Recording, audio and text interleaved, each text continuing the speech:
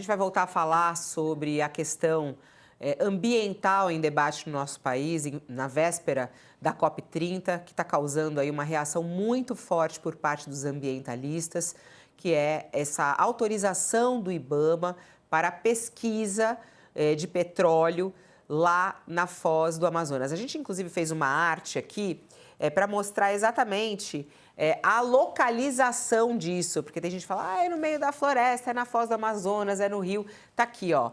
Vamos mostrar aqui, olha, no nosso telão, onde fica exatamente esse local que foi autorizado para a exploração. Na verdade, é para a pesquisa inicialmente, né? Essa licença do IBAMA foi dada às vésperas da COP30, que é quando todo mundo vai se reunir, e a gente vê aí exatamente a localização na região norte do nosso país, pegando aí os estados aí do Pará, Maranhão, a bacia do Ceará, a bacia de Barreirinhas, é essa região exatamente. A Petrobras comunicou que a perfuração do primeiro poço em águas profundas na bacia da Foz do Amazonas está prevista para ser iniciada imediatamente e deve durar 5 meses. Foi o que disse a Petrobras. Bom, a gente está em contato neste momento com uma representante do Greenpeace. Ela já está conosco aqui para que possa falar conosco. A Mariana Andrade, desculpa, sumiu aqui o seu nome para mim, desculpa. É a Mariana Andrade conosco, ela é coordenadora da Frente de Oceanos do Greenpeace Brasil e está aqui conosco para nos ajudar a entender por que os ambientalistas estão tão bravos com essa autorização. Mariana, conta pra gente. Boa tarde, seja bem-vinda. Olá, boa tarde. Agradeço o espaço para a gente poder falar um pouquinho mais sobre esse assunto. Foi super interessante vocês mostrarem ali o mapa, dar um pouquinho de dimensão para a gente da complexidade que é falar sobre exploração de petróleo nessa região. A gente está falando especificamente com relação a essa licença, de um bloco localizado ali onde vocês mostraram a bacia da Foz do Amazonas. É a mais ao norte que a gente tem. Toda aquela faixa vermelha que vocês trouxeram no mapa se chama margem equatorial, né? E a gente está falando de um ponto específico da margem equatorial, que é na bacia da Foz do Amazonas, lá em cima. E é exatamente num ponto muito interessante e importante desse nosso sistema do Atlântico Sul, que conecta, né, o Oceano Atlântico com a floresta amazônica. Então, por isso que a gente trata dessa região como Foz do Amazonas. E qual é o perigo disso? Por que os ambientalistas são Bom, tão contrários a isso? E há, por outro lado, dentro do próprio governo, a defesa em relação a essa exploração como uma forma, inclusive, de trazer mais riqueza para o Brasil.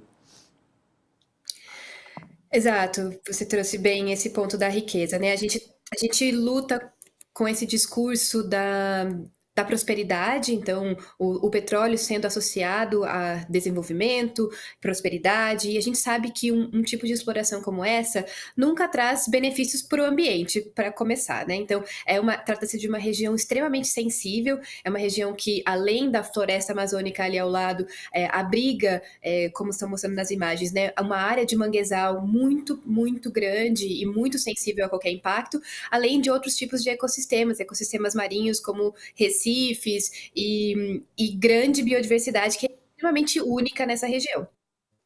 Então, É, atividade de pesquisa envolve perfuração, desculpa.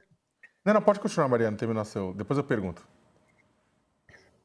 A pesquisa para a exploração de petróleo, ela já envolve um impacto no ambiente por envolver perfuração. Então, perfura, e além de toda a estrutura envolvida nesse tipo de atividade, já causa vários impactos nesse local. Mariana, obrigado aqui pela presença no All News. Você está falando até agora com relação aos impactos da atividade em si, lá naquela região da costa amazônica do Amapá. Agora, tem uma segunda parte desse debate, né, que estamos falando da abertura de uma nova província petrolífera do lado brasileiro, no momento em que o Brasil quer se mostrar globalmente como exemplo de redução de emissão de carbono, principalmente em atividades poluidoras, né? Então, primeiro, como é que fica isso, né, para a imagem do Brasil, de acordo com o Greenpeace? E uma outra discussão que é o seguinte: como, na verdade, vocês que acabam sendo especialistas em fazer comunicação pública disso, mas como tratar esse assunto da relação entre petróleo e mudança climática, aquecimento global, com uma população que muitas vezes dissocia as duas coisas? Você trouxe pontos essenciais e acho que o fato da gente estar sediando uma conferência do clima nesse momento, para a gente já é bastante complexo trazer esse movimento tão contraditório com o que a gente espera do posicionamento com relação a compromissos climáticos. Então, hoje, a gente vê o Brasil convidando países para ocuparem esse momento em Belém, onde a gente vai discutir soluções para enfrentamento da crise climática, mas um dos principais motivos para a crise climática é a queima de combustíveis fósseis, ou seja, é petróleo.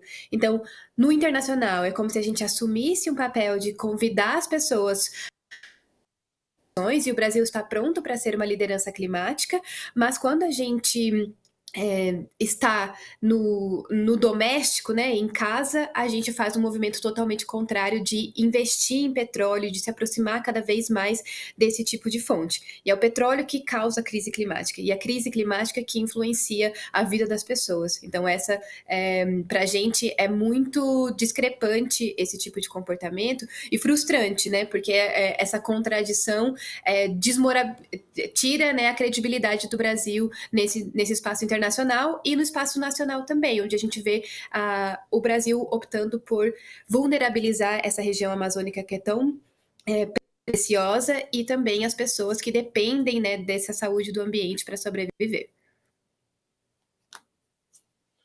Agora, Mariana, ali naquela província, muito provavelmente a Petrobras foi autorizada agora a realizar testes, mas deve haver ali uma província muito rica em petróleo, né? E o argumento do governo é que, explorando esta mesma província, ou uma extensão dela, a Guiana e o Suriname estão vivendo ali um período de bonança, graças a esse petróleo. E o Lula tem argumentado que é preciso obter esses recursos até para financiar a transição energética. Acha que esse discurso é enganoso?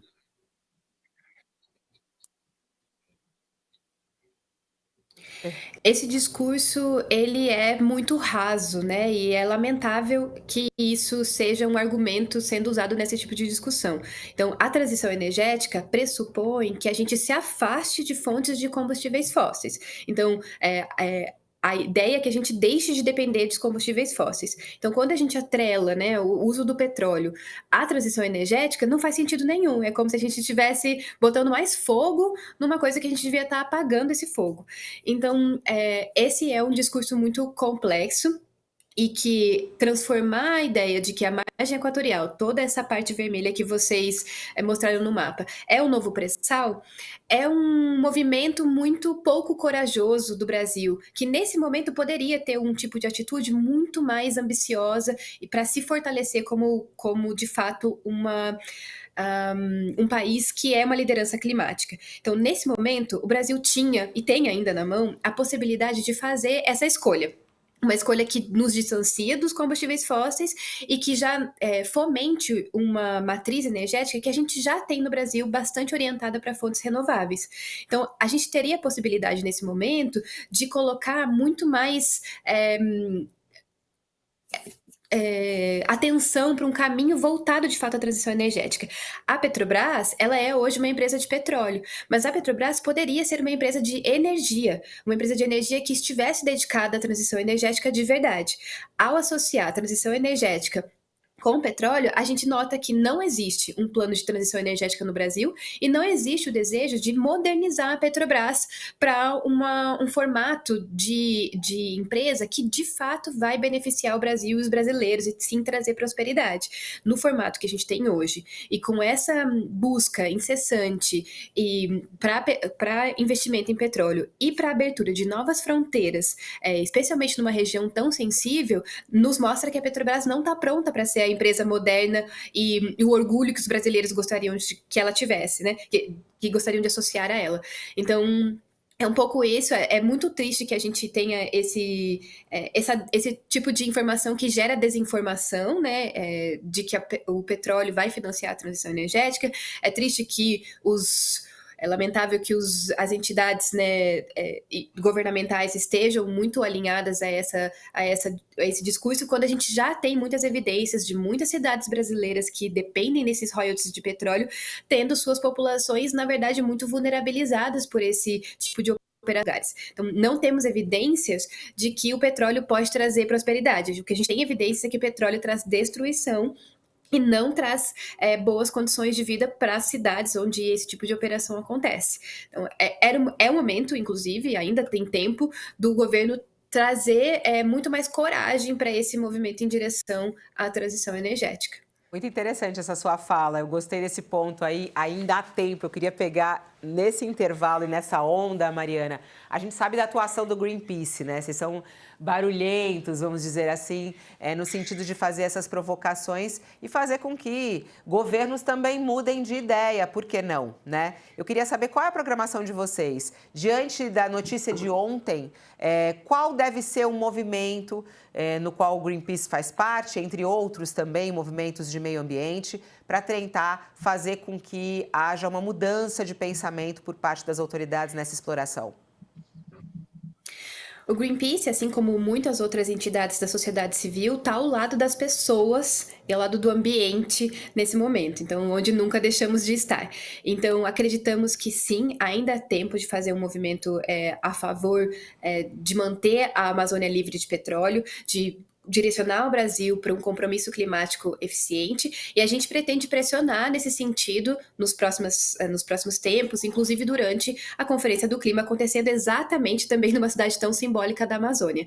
Então, nesse momento, a gente está se organizando para entrar com o processo com relação a essa decisão, estamos nos mobilizando enquanto sociedade e queremos sim que os cidadãos e cidadãs brasileiros estejam cientes e se apropriem desse assunto e entendam que a gente não é contra o desenvolvimento ou a prosperidade, a gente é a favor de um direito de vida digno para as pessoas e para a Amazônia especialmente. A gente quer a Amazônia livre de petróleo e a gente vai continuar pressionando nesse sentido. E eu acho muito interessante a forma como vocês fazem a mobilização das pessoas, né, Mariana? Que nem tudo que você está falando agora, para justamente que as pessoas tenham consciência disso, né? Esse é um trabalho e é sempre um foco muito grande por parte do Greenpeace, né? A consciência da sociedade do que está acontecendo. De que maneira você acha que é mais fácil comunicar à população disso que você está falando? Acho que essa é uma excelente pergunta, né? É sempre difícil a gente tratar desses assuntos que acabam levando a gente para um lado muito técnico. Acho que tem muitos elementos que a gente poderia discutir sobre a exploração de petróleo que vão para especificidades técnicas e biológicas, e essa discussão ela é fundamental e deve ser feita por especialistas, e essas informações são extremamente importantes quando o assunto de transição energética e de desenvolvimento tem escondido no discurso as armadilhas, né? Armadilhas de que vai ser um benefício para a população, armadilhas que vai trazer emprego, armadilhas que vai trazer riqueza, quando na verdade o que a gente sabe é que é o oposto desse resultado. O que a gente tem feito muito é tentado explicar e contar uma história de o quanto a Foz do Amazonas tem sido descaracterizada enquanto elemento cultural, elemento rico em biodiversidade. Quando a gente diz que não tem recifes na Foz do Amazonas, não tem vida na Foz do Amazonas, que as pessoas não dependem da vida que tem lá para pesca, para sua sobrevivência, a gente está descaracterizando essa região que é tão fundamental. Hoje a Amazônia tem total condição de ter um desenvolvimento próspero que seja baseado na bioeconomia, nas pessoas que vivem lá, na cultura que existe nesse lugar. Então, o petróleo vem para destruir essa lógica, quando a gente não precisava ir por esse caminho. Mas comunicar isso é muito difícil, né? Porque não é um assunto fácil de conversar, é um assunto que traz muitas dúvidas justamente por essas diferentes notícias que a gente vê, por diferentes personalidades, inclusive do governo emitindo opiniões sobre o assunto, mesmo sem serem especialistas, e a gente normalmente vai tratando transformando o discurso numa coisa muito árida, quando na verdade, no fundo, é sobre as pessoas, é sobre a vida e é sobre também fazer a manutenção do clima para que hoje, eu em São Paulo, ou meus irmãos em Belém ou no Amapá, que eles possam, todo mundo, nós todos, termos um ambiente muito mais saudável e seguro para viver. Então, no fundo, é sobre as pessoas. E o que a gente tem contados as nossas histórias e trazido essas relações para poder falar de petróleo na Foz do Amazonas, é associando isso à vida, a importância disso para a vida. E essa decisão está indo ao contrário desse nosso desejo, né, de saúde e de vitalidade para essa região.